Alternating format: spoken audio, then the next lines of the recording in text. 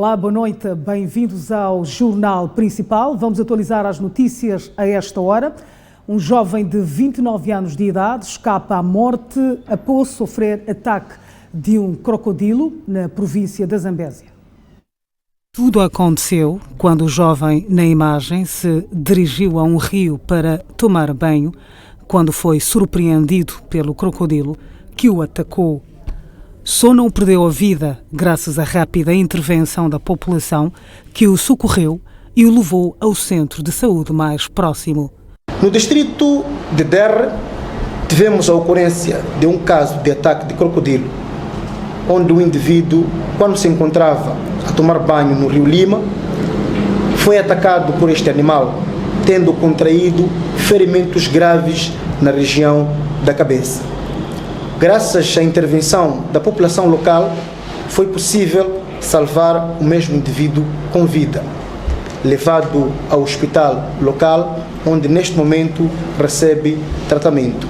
Dizer que o mesmo indivíduo encontra-se em estado grave. A polícia na Zambésia pede à população que seja vigilante para evitar ataques de animais e afogamentos, este último, um problema que a província enfrenta.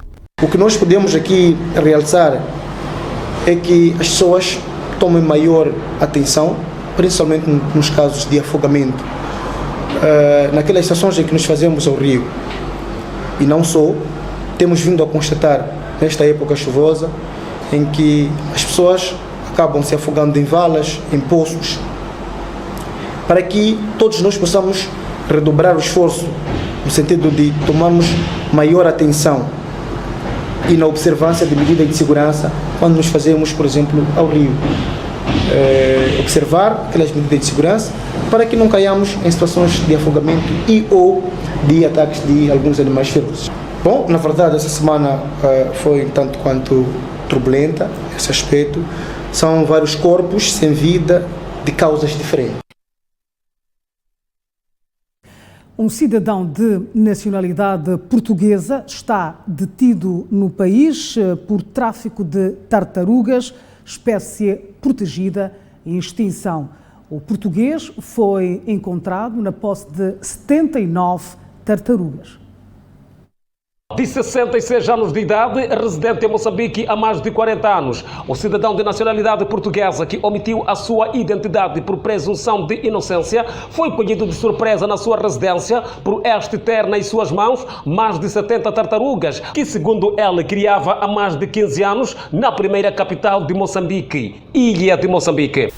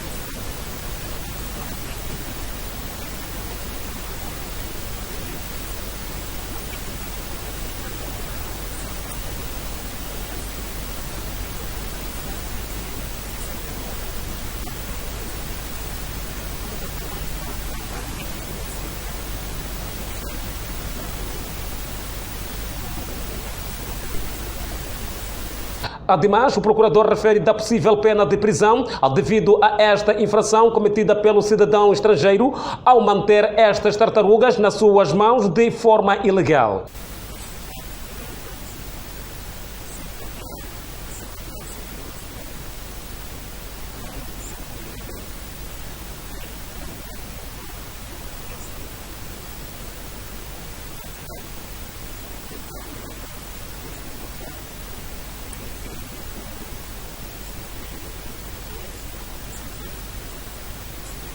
Embora o cidadão recusar do preço de venda de cada uma das tartarugas apreendidas, a nossa reportagem tomou conhecimento que este animal tem um valor comercial avaliado em cerca de 50 mil meticais cada. O Serviço Nacional de Investigação Criminal neutraliza 3 cidadãos na posse de 106 kg de cannabis sativa, vulgo suruma. Os indivíduos neutralizados pelo Serviço Nacional de Investigação Criminal na Zambésia, com idades compreendidas entre 30 a 40 anos, se dedicavam à venda e o consumo da cannabis sativa, vulgo suruma, nos distritos de Nicoadala e Climane, que graças a uma investigação foi possível serem neutralizados e encaminhados para as celas. Os indiciados assumem o crime e dizem ser consumidores e vendedores da droga. Iniciei há bocado, só com a pertence-me sim. Onde é que conseguiu isso? Não, essa me encomenda receber-me da beira. Sim. Qual era o destino? O destino era para Liquara. Então sempre você fazia essa requisição? Quem fazia o falecido do meu irmão. Então quando ele morreu é quando aquelas pessoas começaram a fazer contato comigo. Há quanto tempo fazia essa atividade? Então, há um ano. Eu comprei com uma pessoa que eu não conheço. É um ajudante do carro. Sim. Mas para além de vender também consome? Eu sim consumo. Eu consigo, às vezes é uma pessoa que traz, que passa com ele, né? Que me conhece, depois traz, me vende. Mas é um negócio rentável? Na casa dele não conheço, né? É um negócio rentável? Não, não é. Estou a ver que esse negócio não, é um negócio que não tem à frente. O Serviço Nacional de Investigação Criminal avança que a neutralização dos 3 indivíduos foi através de um trabalho de investigação que culminou com a detenção dos meliantes. São indivíduos que, moradores de Liquara, esses são vendedores da droga. E sendo assim, a nossa força operativa tomou conhecimento da situação e foram enflagrados em Liquara. A neutralização dos indivíduos foi devido à área operativa e o Cernic tem seus meios de operação e foi desse momento que foram neutralizados em perseguição dos indivíduos. Esta é a primeira detenção que ocorre este ano na província da Zambésia por tráfico de droga. Um agente da polícia recentemente promovido a sargento é acusado de ser o cabecilha de uma quadrilha especializada no roubo de motorizadas na província de Nampula. Trata-se de um caso de assalto ocorrido no final de semana último. Esses 3 jovens na imagem, com a variedade de 30 a 37 anos de idade, os mesmos praticavam assalto na calada da noite, no bairro de Cariacó, na zona de Chibabuare. Os 2 alegam fazer parte da polícia comunitária da mesma zona. E o outro nesta imagem, que responde pelo nome de Angelino Manuel, é um agente da PRM, ainda recém-promovido à classe de sargento. O mesmo é mandante da mesma quadrilha. Nega praticar esta ação como exemplar, os outros seguem a mesma linhagem. Sou acusado, tentativa de roubo. Dizem eles que eu sou ladrão. Acha que os seus colegas, nesse caso a polícia, está lhe a confundir com humilhante? Não. Então, estão a fazer o quê? Na rua, a essa hora em que a população lhe neutralizou? É aí que eu também fico interrogado, que eu não sou catuno. Tá bom, mas é assim, um polícia pode ao mesmo tempo virar um do policiamento comunitário? Não, pode se virar para ser chefe do bairro. Nós somos comunitários. Saímos de lá em casa, aquela hora, 21 horas, para 22 horas. Nosso chefe é que falou com ele, disse, como aqui, sobre com os bandidos à noite, a tentar para eles ajudar essas pessoas que não podem andar ali sozinhos. Angelino e outros comparsas dizem estar arrependidos por fazer este ato criminal. Não, eu não posso trocar emprego porque lá não é meu serviço está em outro sítio. Tem esposa, tem filho, como é que se sente ao estar aqui, ao ter sido apanhado pela polícia, pela população? Não sente bem.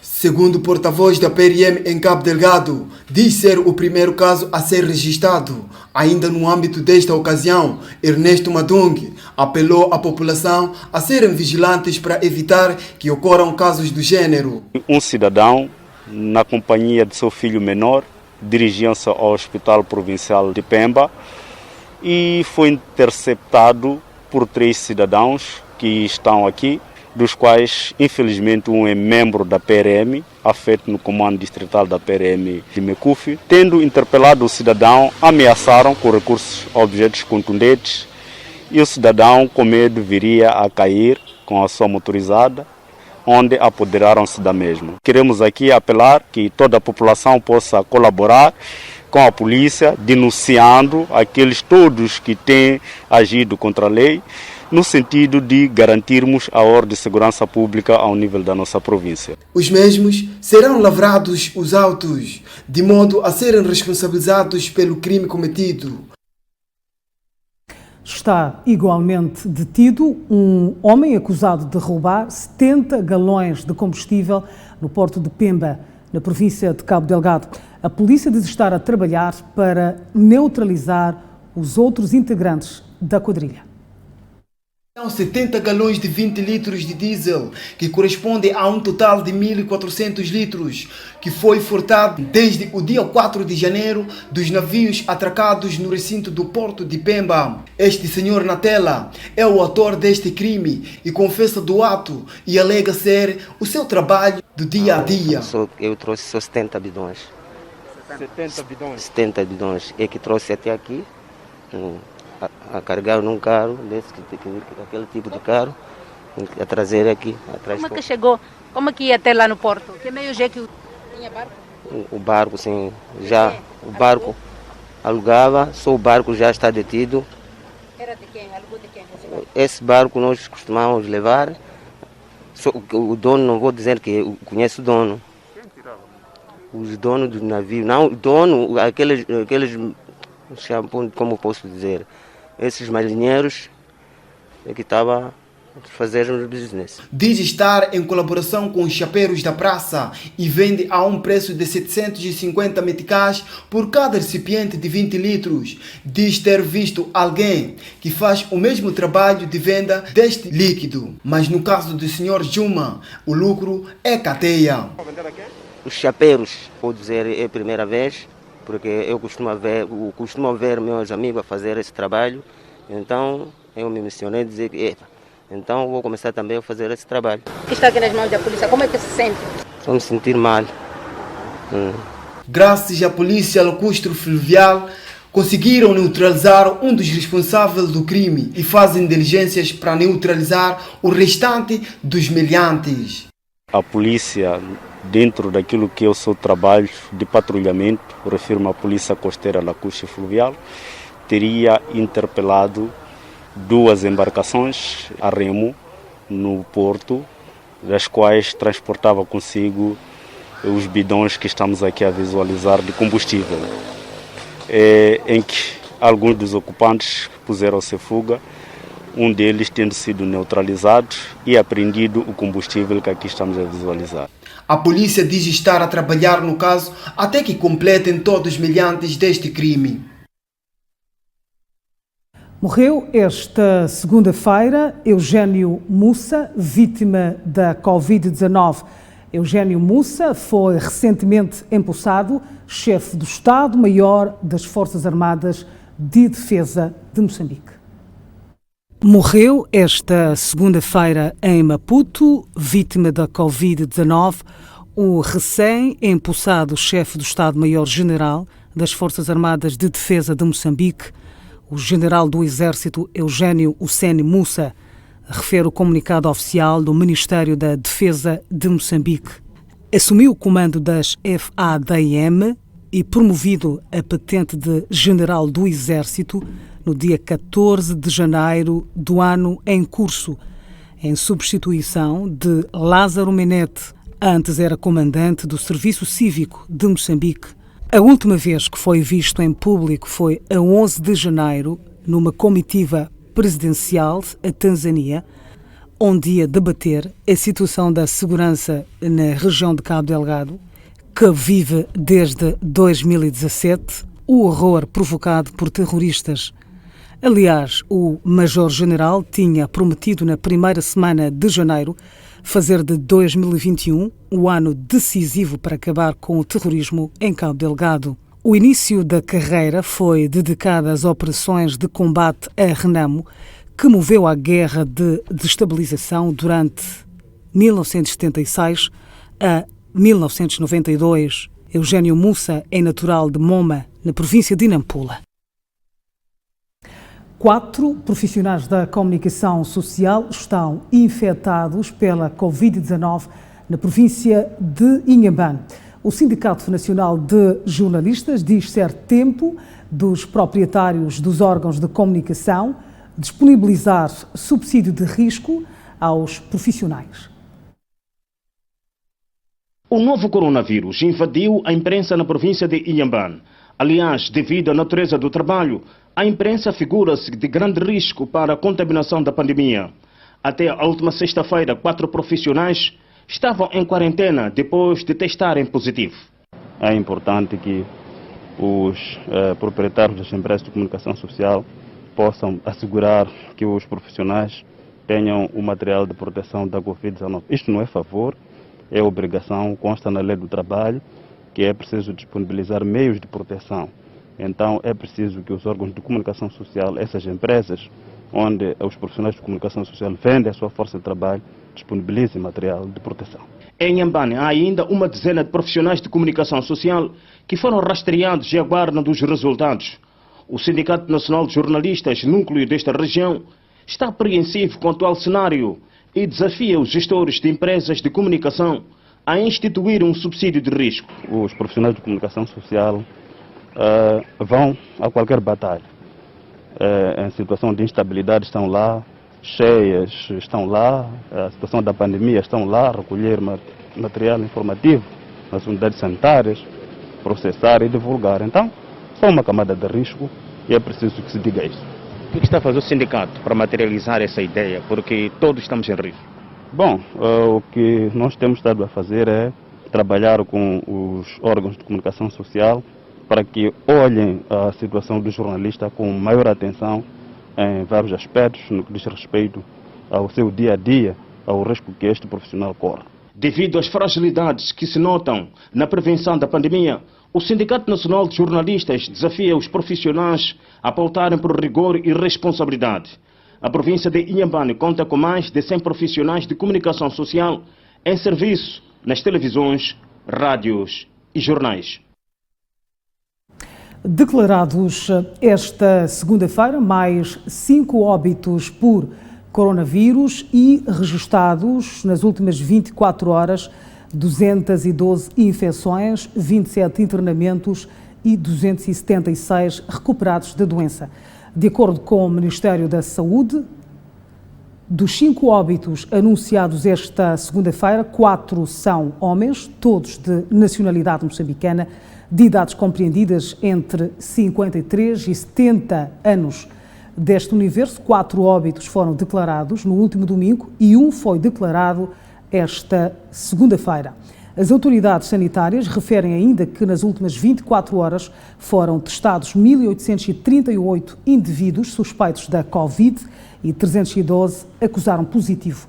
Como tem sido habitual, a cidade de Maputo continua a registrar o maior número de infecções, com 108 indivíduos suspeitos da Covid e, aliás, como tem sido habitual, a cidade de Maputo continua a registrar o maior número de infecções, com 128 casos positivos, seguida pela província de Cabo Delgado, com 57 casos. Desta forma, eleva-se para 44.912 casos positivos no país, dos quais 44.596 são de transmissão local, esclarece o Ministério da Saúde em comunicado de atualização da situação da Covid no território nacional. Ademais, a fonte fez saber que nas últimas 24 horas 27 pessoas foram internadas.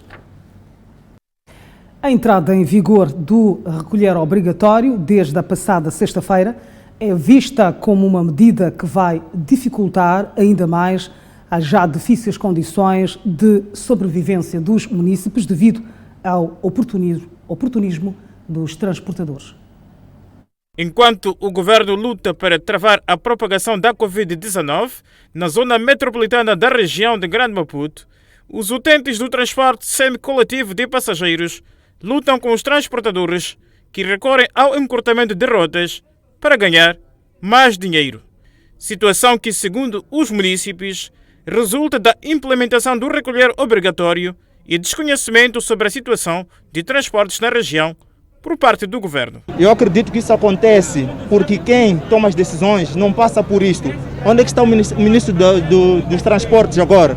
Isso acontece porque os filhos do ministro do transporte não passam por isso. Nem os tios, nem os avós, por isso é que estamos a ver essa dura realidade. Ele só decreta coisas sem perceber o que está acontecendo com a sociedade. Ele que sai amanhã, vai a Boane e vai a Boquice para recolher às 21 horas. Ele cria um decreto sem perceber o que está acontecendo. A OMS deu dinheiro, o governo chinês deu dinheiro a Moçambique, mas isso não está sendo aplicado. É injusta. Para ser justa, tem que aplicar mais transportes e haver outra atividade de trabalho. E sublinham que não se pode exigir cumprimento da medida sem que o governo crie condições para o efeito. Malta Boquice, Moalaze, não sei o quê. Está full até agora que estamos a falar, não há transporte.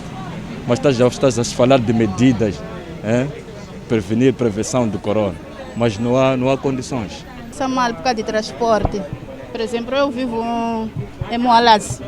Eu para chegar até aqui é um sofrimento muito sério mesmo. Eu acho que o governo devia, em primeiro lugar, estudar o problema do transporte. É isso que ele devia fazer. E, por exemplo, o presidente falou assim que até às 21 a gente tinha que estar em casa. Mas como que eu vou estar em casa até às 21? Porque o problema do transporte, para você chegar na paragem, já te pergunta, vais para onde?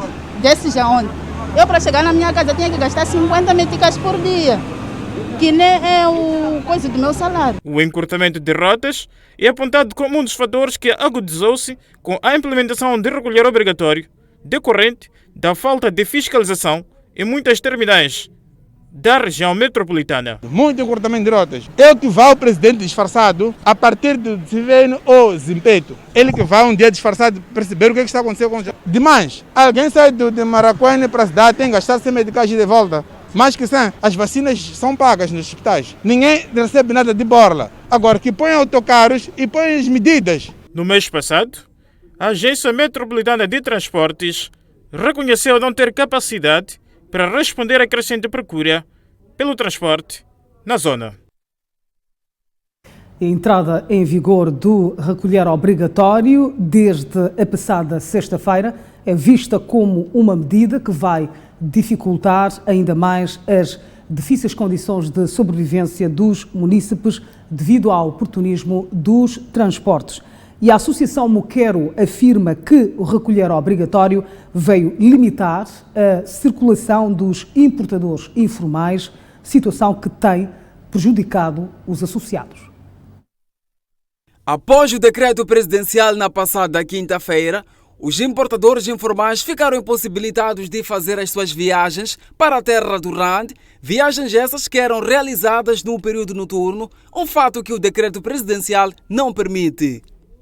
No contexto, o presidente da Associação Moquero, Sudecar Novela, entende que o recolher obrigatório lesa os importadores informais. O impacto é negativo. Está a imaginar o mercado grossista é o centro de maior procura. No entanto, temos os caminhões a caminho, em que esperávamos que os caminhões chegassem, talvez, digamos assim, 17, 18 ou 19 horas, de modo a que, dia seguinte, o produto possa estar disponível no mercado, mas porque chegou um pouco tarde na fronteira e não deu para tramitar o expediente até sair antes das 21 horas.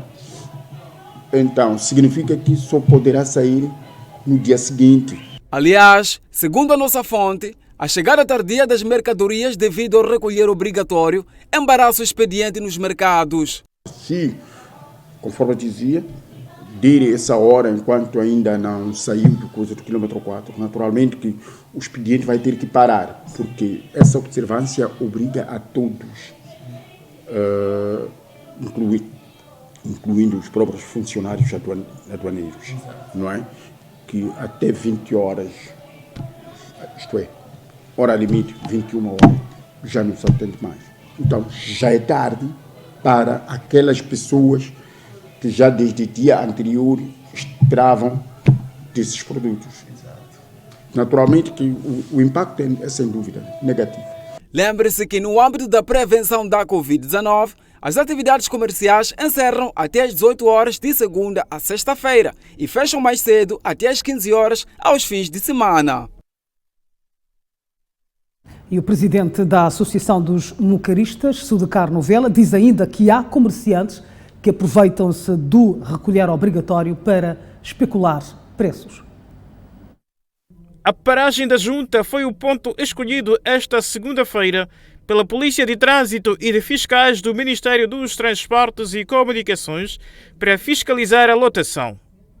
E nesse processo, a quem não pode seguir viagem, gerando assim revolta dos passageiros que falam de prejuízos provocados pelo controlo da lotação, principalmente do troço segunda rotunda Voador, que foi alvo de fiscalização. É frustrante. Eu saí de casa há muito tempo, agora estou atrasado. Eles estão a tomar medidas, não estão a ver exatamente o que está a acontecer. Dizem só sentado para um país que não tem transporte. Como é que vai ser? Não faz sentido isso. Para dizer que tomem medidas, mas tenham em conta a situação do país. Teve o tempo, pai, que nós deixemos ainda para tornar a subir. Não é porque nós queremos estar aqui em pé, é porque não há transporte. E já estamos muito atrasados. Vai para as 9. Na sexta-feira eu cheguei às 21h45, saí da primeira rotunda a pé até Moalas porque não havia transporte. Face ao drama de falta de transporte, os municípios desafiam os governantes a deixar os gabinetes e tomarem os semicoletivos com vista a aferir o sofrimento a que estão sujeitos. Quando os agentes da polícia estão a mandar descarregar pessoas, estão a aplicar multas, mas não há transporte. As pessoas querem trabalhar. Como é que é possível trabalhar sem transportes? As pessoas ficam, ele que vai amanhã, sai de casa da Ponta Vermelha, ele trabalha na Ponta Vermelha de Engenheiro. Ele sai de Ponta Vermelha, são 10 minutos para o serviço dele. Ele que vai a partir do Zimpeto ou a partir de Maracuene, para perceber o que está acontecendo com o transporte, que põem mais autocarros. Não podem só mandar contar as pessoas, os autocarros estão cheios. E vão mais longe ao afirmar que não há dualidade de critério entre os transportadores, visto que há os privilegiados e os sacrificados. Manda parar transporte, manda descer todo mundo para fora, né? Dizendo que esse carro está lotado. Há muitos carros, está a ver esses carros quicas aqui, vê super lotado, mas não mandam parar. O tratamento não é igual. Há pessoas sim que desceram. Se formos a aplicar essas medidas, então que se faça uma fiscalização geral, porque ali onde ocorreu aquela coisa, passaram muitos autocarros que também não estavam superlotados. Os municípios lançam um grito de socorro a quem tem direito para minorar o sufoco vivido na luta pelo transporte. Venha, que o ministro do transporte venha aqui, fique na bicha, veja o que está a acontecer, não ficar nos computadores, lá não estamos cansados disso. Todo mundo quer andar sentado, quer andar no conforto. Agora as pessoas ficam aglomeradas nos carros porque não tem transporte. Refira-se que, apesar do endurecimento das medidas de prevenção nos transportes, os transportadores continuam a ignorar a lotação perante o olhar impávido da Polícia de Trânsito em vários troços da região da Grande Maputo. Houve uma troca de reportagens. A seguir, vamos então à reportagem que dá conta que o presidente da Associação dos Mucaristas, Sudecar Novela, diz que há comerciantes que aproveitam-se do recolher obrigatório para especular preços. Desde a semana finda, os principais mercados da capital têm registrado o agravamento de produtos básicos, nomeadamente batata, açúcar, arroz, cebola, entre outros, o que lesa o consumidor. E face a esta situação, o presidente da Associação Muqueiro, Sudecar Novela, aponta que os vendedores usam o decreto do recolher obrigatório para especular os preços. Estas medidas não podemos vê-las assim linearmente como sendo medidas simples, mas trazem consigo algum oportunismo em que os que devem fazer cumpri-las se aproveitam em algum momento, de alguma forma, das mesmas para extorquir. Por outro lado, Sudacar Novela fala de cobranças ilícitas nas fronteiras que poderá contribuir para o agravamento dos preços dos produtos. É neste âmbito que o pacato importador, quando traz a sua mercadoria, naturalmente faz as contas, o que do preço da compra do produto e as cobranças que lhe foram feitas ao longo da estrada, o que isto representa em termos do custo deste mesmo produto. É por aí que acaba também aumentando alguma coisa. Assim, a Associação Muquero desafia as autoridades a serem implacáveis na fiscalização dos mercados. As mesmas autoridades que anunciaram deviam ter esta consciência de que há este tipo de oportunismo e também estar em encalce destes, para evitar que não seja momento para o oportunismo, os mesmos querem ganhar pelo trabalho que eles são incumbidos para fazer cumprir o decreto, nesse caso concreto. Lembre-se que até o início de janeiro, os preços dos produtos básicos nos mercados estavam aceitáveis aos olhos dos consumidores. A seguir, avançamos com mais notícias. 94 cidadãos foram recolhidos às celas por desobediência ao recolher obrigatório decreto apresentado pelo Presidente da República, Filipe Nyusi, no âmbito do estado de calamidade pública, ora em vigor.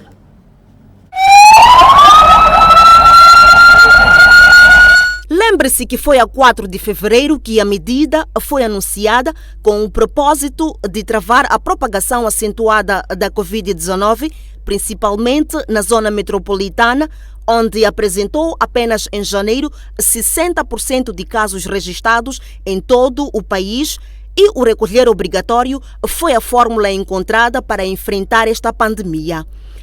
E mesmo perante após a polícia ter garantido que seria implacável, não foi suficiente para coagir os munícipes que mesmo assim ousaram desafiar a polícia. E foi por causa disso que nos primeiros 3 dias da vigência da medida não houve tolerância contra os violadores do decreto presidencial sobre o estado de calamidade, onde 94 munícipes viram-se privados da liberdade pelo crime de desobediência. E neste período, desde a entrada em vigor, que foi o dia 5 até esta parte, nós fomos deparando com várias situações. Algumas situações de pessoas premeditadamente faziam-se à via pública para consumir álcool, bem depois, portanto, das 21 horas. E deste trabalho intenso que foi desencadeado, resultou em pelo menos 94 detenções de pessoas que simplesmente se encontravam na via pública e sem motivo, portanto, aparente para a permanência, portanto, dos cidadãos naquele local.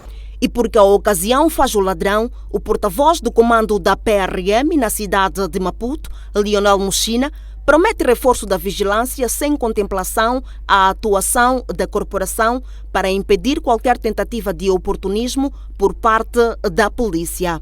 Bom, nós passamos em revista primeiro o decreto e vamos em formaturas constantes fazendo o apelo necessário para que o comportamento dos nossos agentes seja ordeiro e não haja, portanto, excessos e nem o uso da força.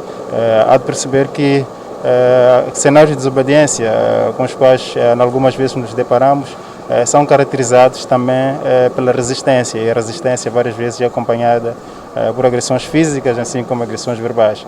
Mafalala, Albazin, Benfica, Ferroviário e Machaquene são os bairros que apresentam o maior número de violadores do decreto presidencial inerentes ao recolher obrigatório. Moçambicanos retidos na África do Sul desde o passado dia 23 de dezembro clamam por repatriamento devido à exposição à contaminação da Covid-19. É através deste vídeo amador que os moçambicanos retidos no território vizinho lançaram um grito de socorro, pedindo a intervenção de quem é de direito face às condições deploráveis no centro de acolhimento de Lindela, na África do Sul. Estamos a pedir uma grande ajuda. O sofrimento que estamos nele aqui. Estamos unidos no mesmo sítio, não tem social distance, não tem nada. Pedimos ajuda. Quando ligamos nas nossas embaixadas, não querem nos tirar, não querem fazer nada. Ajuda-nos todos. Ajuda. Outros foram vendidos bilhetes, já compramos bilhetes de liberdade, mas ninguém é ser tirado desse sítio onde a gente está. Segundo os denunciantes, deviam passar as festas do Natal e do fim de ano junto da família, mas as expectativas foram goradas pelas autoridades sul-africanas sem motivo aparente. Desde então, vivem neste centro em condições deploráveis e em risco de contraírem a Covid-19. Temos um mês com esses bilhetes aqui, compramos, chegamos aqui no dezembro, no dia 23, compramos esses bilhetes, não querem nos mandar, estamos sentados aqui, outros estão tão doentes. Eu comprei a linheta lá com uma coisa, operários de camponês.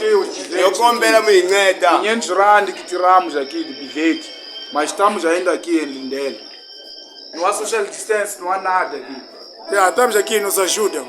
A nossa reportagem procurou ouvir sem sucesso a Embaixada da África do Sul na tarde desta segunda-feira, mas as portas encontravam-se fechadas. Entretanto, prometemos desenvolver o assunto nos próximos dias. Detidos na cidade de Nampula, 2 cidadãos de nacionalidade somali acusados de tráfico e consumo de droga.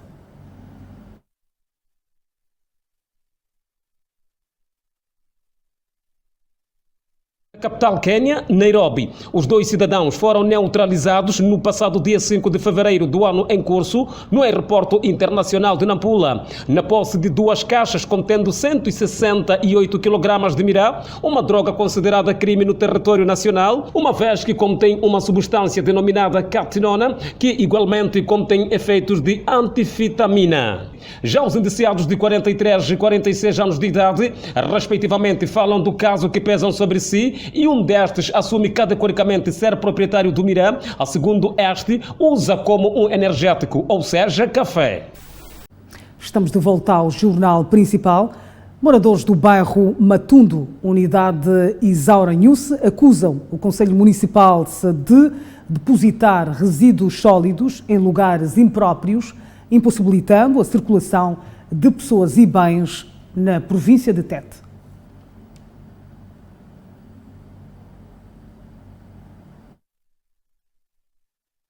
Moradores do bairro Matundo, unidade Isaura Nhus, mais conhecido por Celeste, na cidade de Tete, mostram-se agastados com a edilidade por estas estarem a depositar resíduos sólidos próximo a residências, o que tem estado a impossibilitar a circulação de pessoas e bens neste local, tido como zona de expansão. Segundo os nossos entrevistados, lamentam a situação que estão a ser submetidos, deploram condições apresentadas no local e classificam como inundice e violação dos direitos humanos, dado que há sérios riscos de contaminação de várias doenças, principalmente as de origem hídrica. O que nos preocupa é o lixo que vem se descarregar aqui nesse corredor, na rua que dá acesso às residências. Que isso até certo ponto inquieta a própria população, porque é uma via que muitos usavam para chegar às suas casas. Mas do estado como está agora, deitam lixo e a rua fica fechada.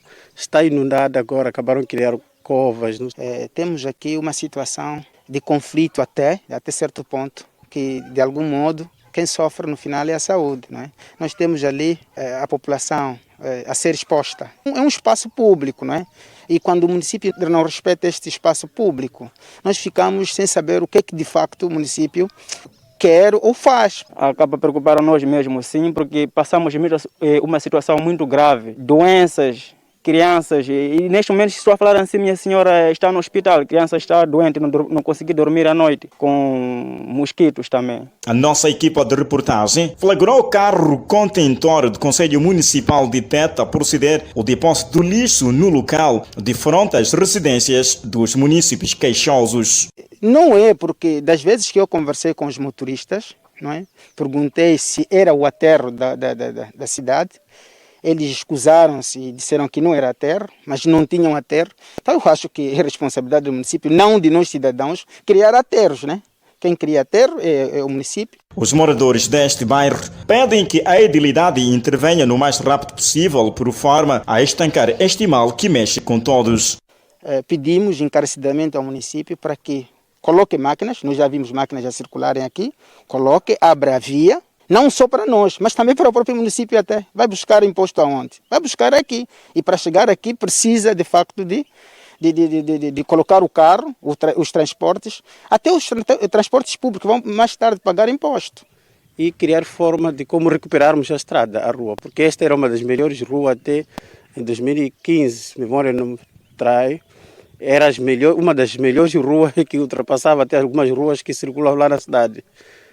Portanto, mas já hoje em dia está a parecer que a última rua também que existe, porque já não é rua, está fechado. Importa realçar que a nossa equipa de reportagem tentou ouvir o Conselho Municipal da cidade de Tete na área de saneamento e meio e redundou em fracasso.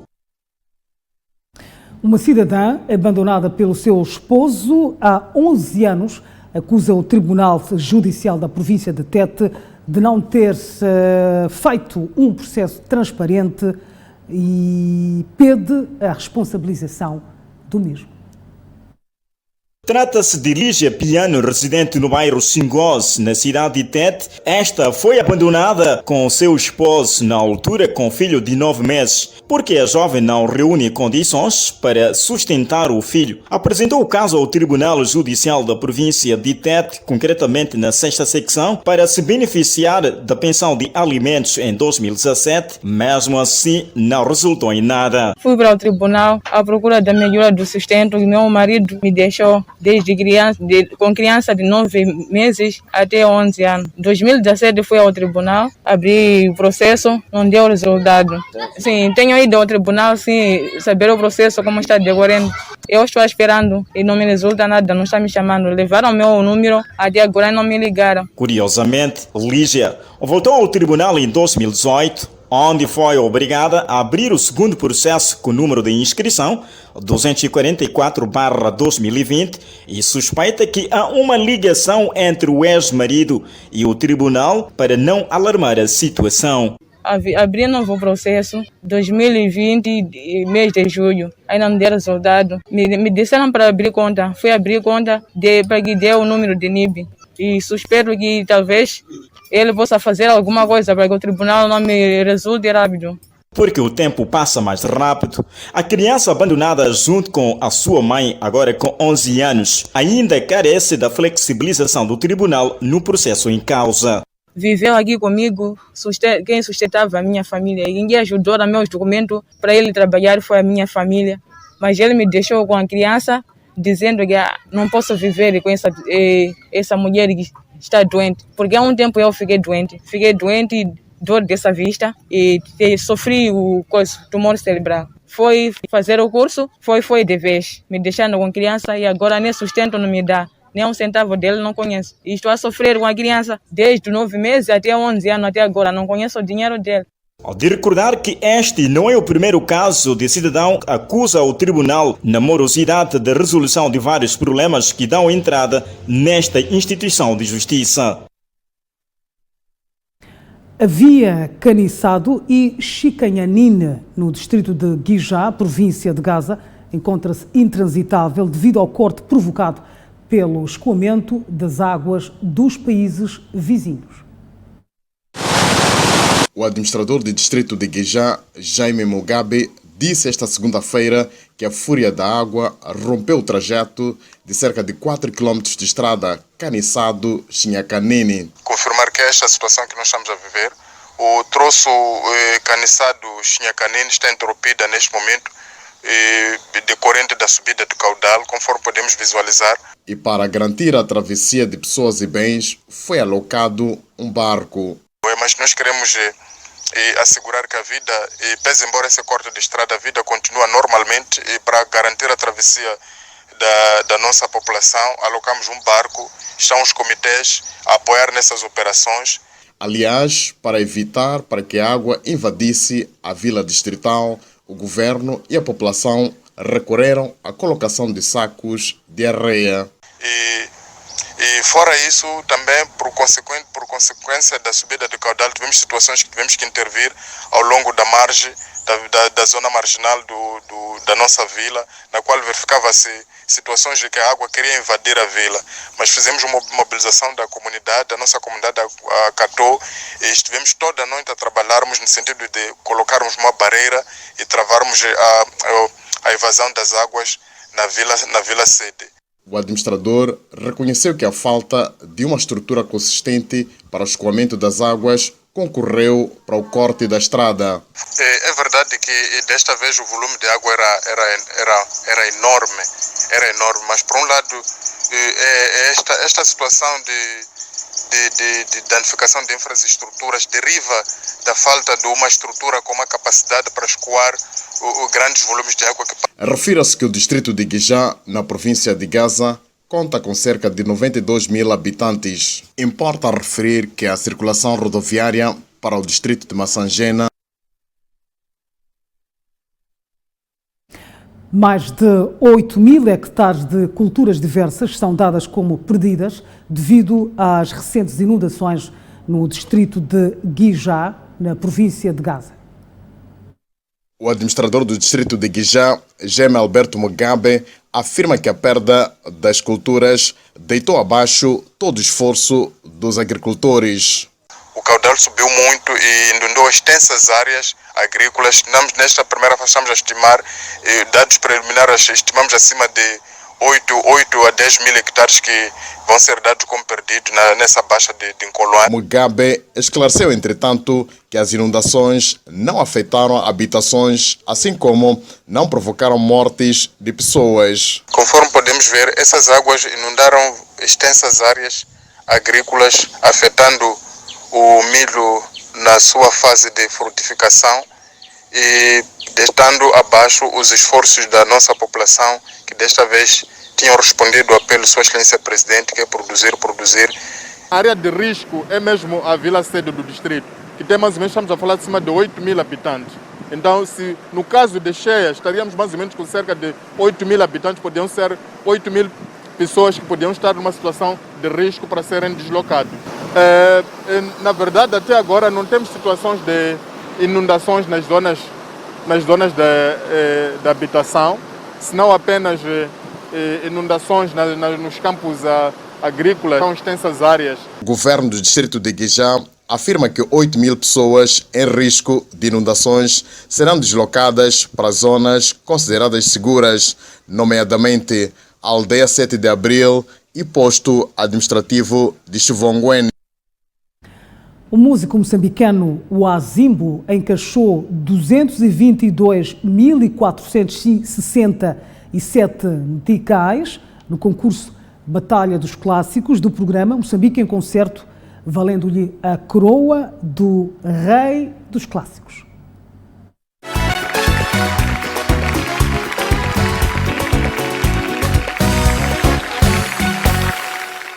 Foram 9 semanas da promoção da música moçambicana. 10 artistas da antiga geração, nomeadamente o Wazimbo, Safira José, Jorge Mamad, Magid Moussa, José Barata, Elvira Viegas, António Marcos, Aida Humberto, Salim Mohamed e Kamal Jivá, no palco do programa Moçambique em Concerto, dividiram o palco no programa Moçambique em Concerto, no quadro Batalha dos Clássicos, fazendo lembrar o passado com os seus temas sonantes.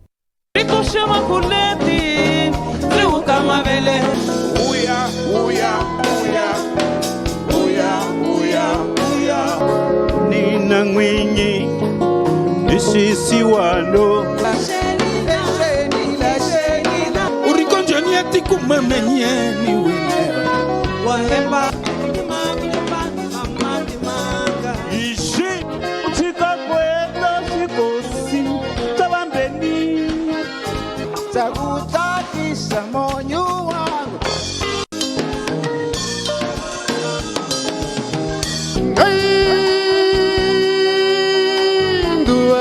Na última edição do quadro Batalha dos Clássicos, que teve lugar, domingo último, os participantes ansiavam a coroa de rei dos clássicos.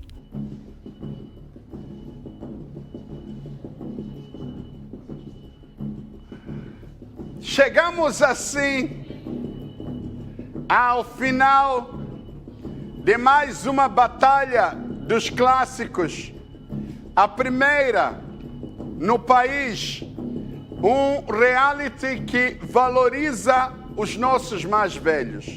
E quando eram precisamente 20 horas, iniciava um anúncio, mas quem viria a amealhar o maior prémio é o músico Humberto Carlos, ou simplesmente o Azimbo, que conseguiu, na votação dos telespectadores, 222.467 meticais, se tornando assim o rei dos clássicos. Faturou 222.467, o nosso mais velho, o Azimbo!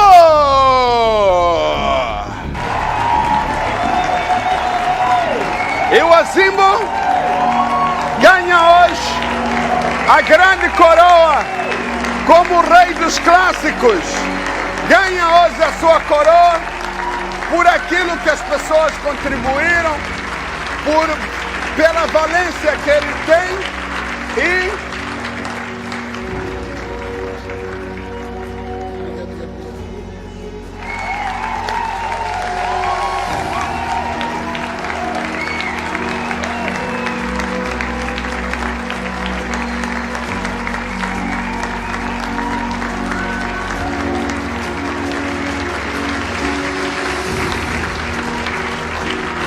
assim terminava a Batalha dos Clássicos do programa Moçambique em Concerto, na sua primeira temporada. De realçar que, brevemente, a TV Sucesso vai trazer mais um reality show para entreter as famílias moçambicanas.